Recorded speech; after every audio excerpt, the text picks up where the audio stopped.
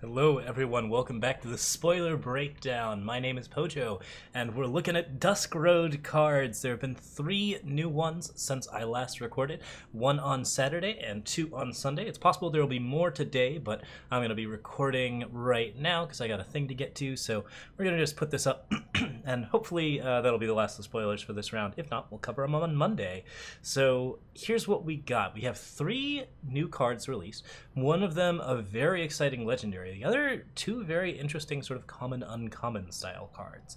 And the first of these is Wanted Poster, a curse for 1 green that reads, when the cursed unit dies, you draw 2 cards. This is a really interesting card in a lot of different aspects. I've actually been really wanting some card draw in Justice for a long time, and this is, as far as card draw goes, pretty good. It is basically the most efficient conditional card draw that you can get. There is no card that costs 1 that allows you to draw 2 cards beyond Wanted Poster, so if you can actually throw this down and then you get the cards later off of just an incidental removal spell, then that's a really solid way to basically just advance your card advantage and give you a decent amount of a leg up. The problem with that, of course, is that you can be outplayed with this. If you put it on a unit and then the unit gets silenced, then the curse gets silenced as well, and you essentially lose out the card there. If you put it on a unit and then you throw a removal spell at it and the removal spell is backlashed or protect is thrown on the unit, then you have essentially gone down a card while your opponent is just 1-for-1ing on your removal spell. There's a chance that you'll eventually be able to kill that unit, but in the meantime you're going to be having less options and being able to do less things as a result of that. And that's something that you have to really consider if you're going to be doing anything of the sort. So there are risks, basically, to Wanted Poster. But what Wanted Poster does offer is extremely powerful card draw, provided that you can get the removal going. I think it is a stronger card in Ranked than it is in Draft, specifically because it is harder to kill units in Draft than it is in Ranked. But in Ranked, you're going to have access to a lot of different removal spells. You're probably going to have a reasonable amount of stuff. And if you're in particular Argenport, which has Suffocate, Annihilate, and Slay all for a start, then this is a really, really easy card to pick up for any sort of control-based matchup. I think it's just very solid. You get the card draw pretty frequently, you get it very often, I would say, and unless there's some way to shatter the attachment, because it is an attachment, it can be broken by Shatterglass Mage or Banish or Ruin or Decay. All of those options are available, but if you can actually just destroy it, if it doesn't get destroyed, then you get the card advantage out of it, and basically just having card draw in green gives green some pretty cool options. We've been working on some like Mono Justice control decks that'll really want this card. I think Argenport really, really likes it. Combray's not going to like it as much because most of Combray's removal is focused around, say, cards like Desert Marshal and Valkyrie Enforcer and sort of like trying to trade with units. But you might still be able to get something out of it if you're playing with it, and it's going to be something that you can certainly figure out. So this card offers a lot of interesting skill testing play. I think it will be a fairly strong card, but at the same time, at the higher levels, people might end up being able to play around it more often, and that's something that you're really going to want to consider. At the lower levels, in Gauntlet and Forge, this card is extremely strong. Like, it is just the cheapest card draw you can possibly get. All you got to do is sack some removal, and you're going to get exactly the right benefits for it. So that's exactly what you want out of the card. And yeah, just having card draw in green is very important. So I do recommend this card. It's something that you can just toss on a turn and then immediately throw out a removal spell, and like there's not going to be a good chance to respond to it. There are ways that you can cheat this card out that are better than, say, the magic equivalent of Bequeathal, because there are less response windows in Eternal, and therefore you are going to get this card more reliably. So yeah, this is a really, really solid card, and I think that just having card draw in green is going to be a very, very big deal. Okay, the second card introduces not a new mechanic, but a new keyword, and that is the Scout keyword. Now, we have actually already seen 5 Scout cards. They are Extract, Dilfex Stalker, Trailblaze, Excavation Assistant, and one more, Pummel, all of which are basically cards that allow you to look at the top card of your deck and then put it on the bottom if you choose to.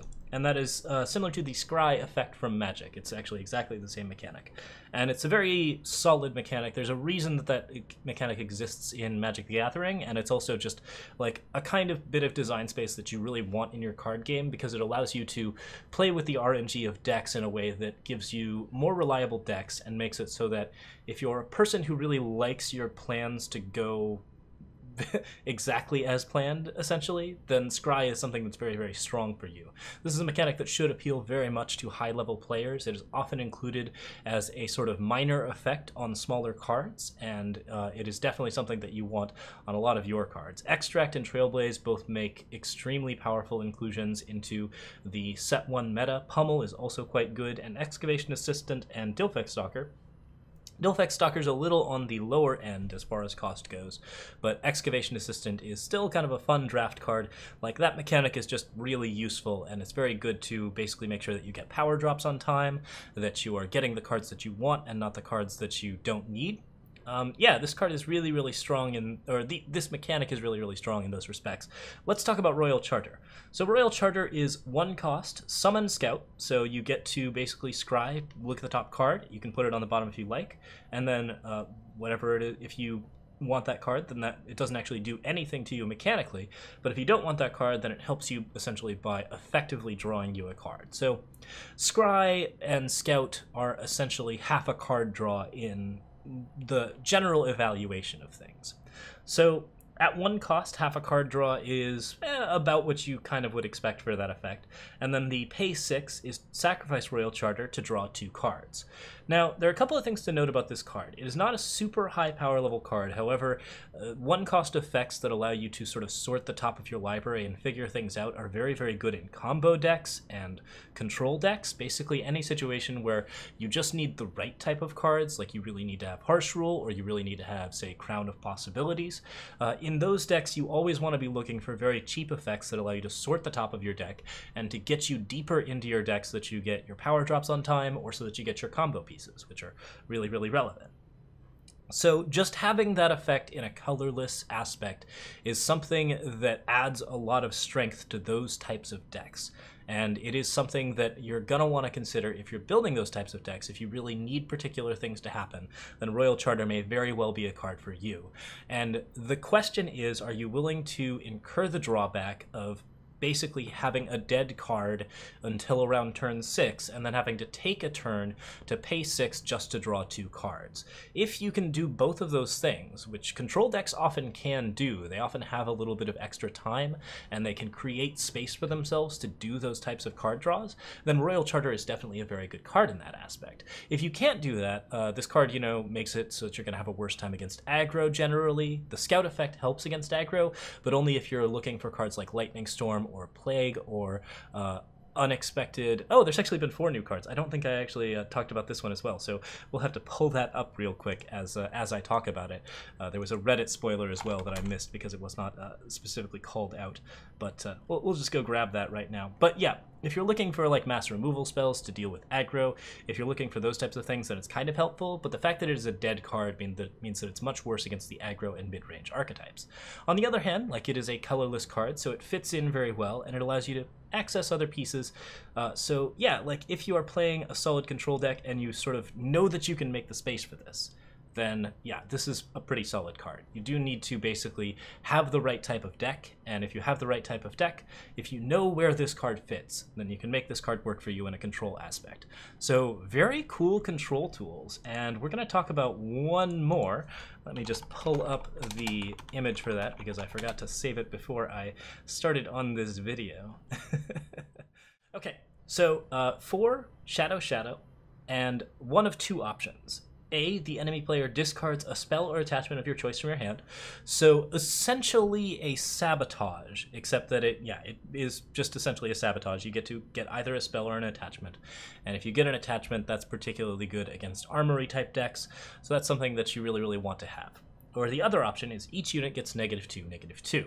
Now, both of these effects are fairly minor in terms of advancing advantage, but you can use them to relatively good effect to pick out particularly difficult strategies against your deck and basically just neutralize them. So if this card gets, say, a Starsteel Daisho or an Auric Runehammer out of an Armory deck's hands, then that really slows the Armory deck down, because the Armory deck relies on getting maximum value out of those cards in order to sort of advance its strategy. And if this card just kills every single card on the field of an aggro deck, then that's also something that you really want to do, and you want to do it a little faster than turn 5, which is generally when you Harsh Rule or Stray into Shadow.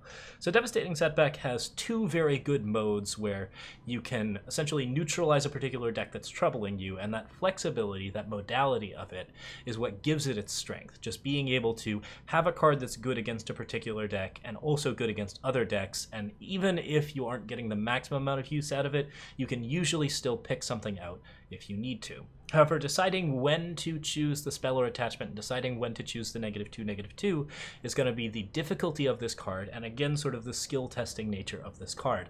I think all of the cards that we've talked about so far are very skill testing cards, and that's really exciting. Like, that means that we have some fun decisions to make. Like, this is definitely a set that is providing us with interesting decision points and really useful sort of strategic play.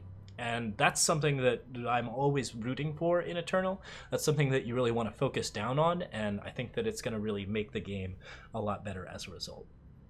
I don't like Devastating Setback myself because it's just a little bit too little on both sides, and I'm really not a fan of the Sabotage style effect, but that's a personal style. I actually do think that Devastating Setback is a pretty reasonable card, and the modality of it is very, very good. So if you can actually get this to work against particular types of decks, it'll be really relevant, and it makes both a good main board and a good card that you might side out later if the main board doesn't work in tournament settings. So it is something that's really interesting in that aspect, and while Shadow has access to a lot of cards of this type of effect, it might actually be a very good card in that aspect. So yeah, it's really interesting.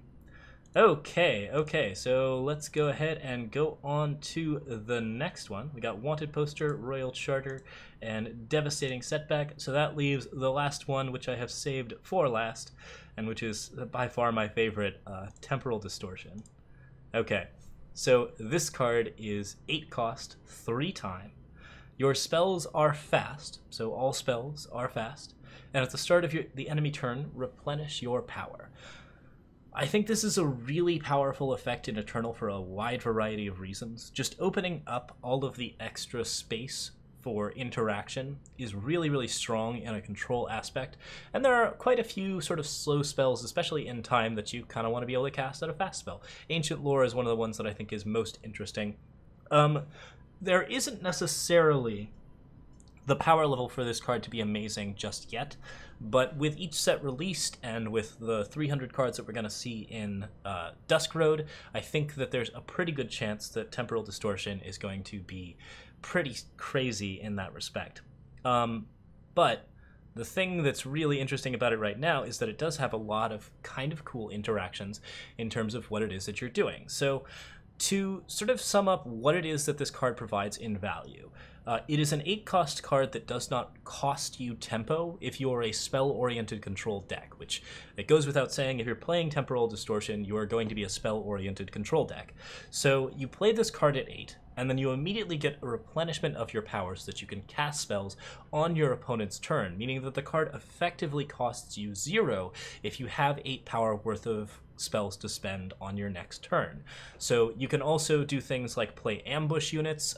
In particular, you could say play a Temporal Distortion, replenish all your power, and then ambush a Reinarch Huntback in, or throw down like a Scorpion Wasp, or whatever it is that you've got with like ambush units. Anything that actually is fast is very good with Temporal Distortion, just because you can play this, get your extra interaction points, which essentially doubles the power of some of the cards in your deck, and then also have the cards that don't get doubled in power, like you're still getting the extra power to spend to basically play these cards out. And that's really, really effective. So you can also use this card to cast slow spell removal at fast spell speed, but the thing that this is most interesting with is it essentially gives ambush to a lot of spells that generate extremely scary amounts of units. So the big example here is that if you play a Temporal Distortion on turn 8, and then you follow that up with 2 Great Parliaments on your opponent's turn, then you have essentially ambushed 16 power worth of flyers into the board, on a turn where your opponent might have been able to harsh rule or stray or in some way deal with those units. And being able to ambush the units before your opponent can throw out removal to them means that you can push a lot of damage that you wouldn't ordinarily be able to access in, say, the Cambrai archetype. You can also do things like play Temporal Distortion and then Harsh Rule on your turn. You can play Temporal Distortion and leave a witness. You can play Temporal Distortion and play a bunch of tokens with Assembly Line. I think this card is really, really interesting in Vault of the Praxis tokens, where you're playing with cards like Assembly Line and Moment of Creation and Wasp Swarm. What is it called? Humbug Swarm? Oh, goodness. Swarm of... Wasp. I think it is Wasp Swarm or Swarm of Wasps. But yeah, the 5-cost card that gives you 3 humbugs. If you are playing those cards as fast spells and you are essentially drawing new cards and then getting access to even more power every turn to draw even more cards, you can spiral the deck out of control twice as fast, and that's really, really relevant if you're playing for sort of the late game style. So yeah, like this card allows you to pull a lot of tricks that your opponent would not otherwise be able to see.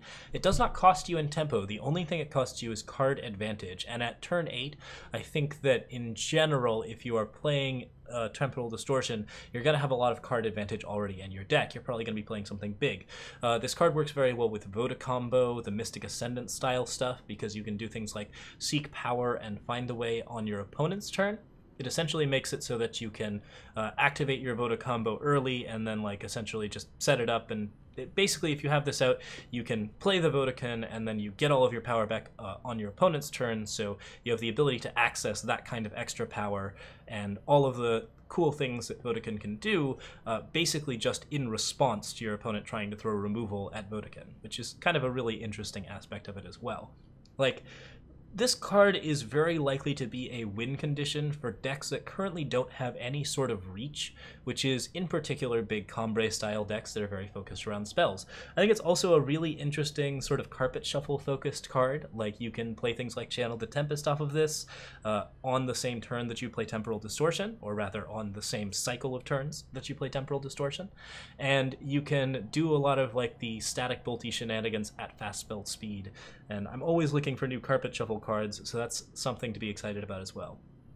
But in general, this card just has a really high tolerance for shenanigans. Being fast is more powerful in Eternal than it is in a game like Magic, just because there are so fewer interaction points. Like, there's basically just a more streamlined set of interaction points, and like having something that actually has access to your opponent's turn can be really, really strong in those respects. And yeah, no, I think this card is really, really exciting. It's got a lot of potential to do very, very silly things. And I think that overall, I'm very excited to see what people do with it and what kind of fun decks we're going to see with it. And there's going to be a lot of them. It should be an absolutely great time. I think I'm most looking forward to just playing Temporal Distortion in like Crown decks and using Twinning Ritual in response to try and like pop out a Destiny unit as an ambush. Like, oh man, there's so many silly things that this card does. Beyond it just being like a fairly interesting tempo control card, it's a lot of fun. And that's one of the things that I'm really looking for. So far, Dusk Road is doing really well for me. Like, I would say that like all of the cards that have been spoiled so far are really interesting. They promise a lot of new play styles. They promise good interaction. They promise basically some really, really fun gameplay loops. And I'm looking forward to seeing those promises fulfilled. So that's it for me for today. Thank you guys so much for watching. I'll be back with more Eternal news throughout the week. We'll also be working on some brews. I've been trying to get a couple of them together, but nothing's really gelled in terms of win rate. So once I feel like something's good enough, we'll definitely release something this week. And yeah, beyond that, thank you so much for watching, and have a really good night. Cheers.